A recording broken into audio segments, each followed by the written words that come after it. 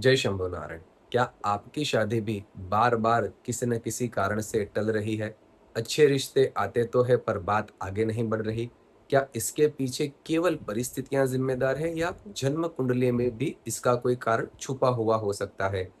आइए हम जानते हैं जन्म कुंडली के माध्यम से शादी में देरी होने के 5 मुख्य कारण क्या हो सकते हैं। देखिए दोस्तों, जन्म कुंडली का जो सप्तम भाव है वह विवाह का और जीवन साथी का प्रतिनिधित्व करता है। यदि जन्म कुंडली का सप्तम भाव या सप्तम भाव का स्वामी किसी न किसी कारण से यदि कमजोर हो, पाप ग्रह से युति में हो, पाप ग्रह से दृष्टि में हो, तो ऐसी अवस्था में शादी में देरी या विलंब के योग बनते हैं। शादी में देरी का दूसरा कारण मंगल दोष भी हो सकता है। यदि जन्म कुंडली में कुछ अवस्था में, कुछ भाव में यदि मंगल ग्रह बैठ जाता है, तो इसे मंगल दोष वाली कुंडली कहते हैं। यदि कुंडली में मंगल दोष बना हुआ है, तो ऐसी अवस्था में मंगल दोष होने के कारण शादी में डिले होता है, विलंब होता है। हालाँकि हर मंगल दोष समान परिणाम नहीं देता, पूरी की पूरी जन्म कुंडली विश्लेषण करना आवश्यक है। शनि का प्रभाव तीसरा कारण माना जा सकता है। यदि शनि जन्म कुंडली में विवाह से संबंधित भाव या विवाह से संबंधित ग्रहों के साथ कोई कारण से संबंध बना रहा है, तो ऐसी अवस्था में भी कई केसों में, कई मामलों में शादी में देरी देखी गई है।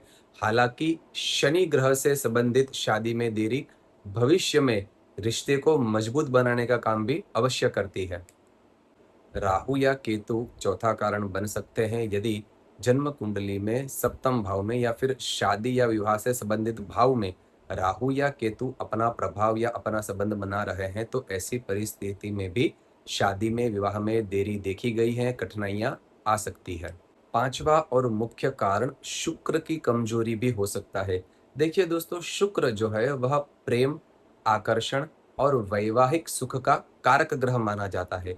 यदि कुंडली में शुक्र अस्त हो, पीड़ित हो, पाप ग्रह से युति में हो, ऐसी कोई भी परिस्थिति हो जिससे शुक्र पीड़ित है, तो ऐसी अवस्था में भी शादी में विलंब में हो सकता है, देरी हो सकती है, विवाह में देरी के कारण देखे गए हैं।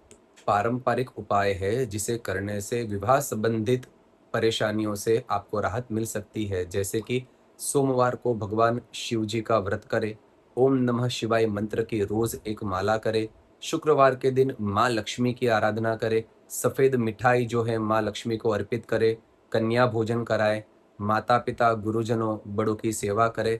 यह सभी चीजें करने से कहीं ना कहीं यदि शुक्र से रिलेटेड या फिर जो ग्रह मैंने आपको ऊपर बताए हैं उनसे कहीं ना कहीं यदि आपको समस्या है, तो कई हद तक यह सारा पारंपरिक उपाय करने से आपको उसमें राहत मिल सकती है। देखिए दोस्तों, यदि विवाह में बहुत ज़्यादा अत्यधिक देरी हो रही है, तो केवल एक ग्रह के ऊपर से निष्कर्ष निकालना योग्य नहीं होगा।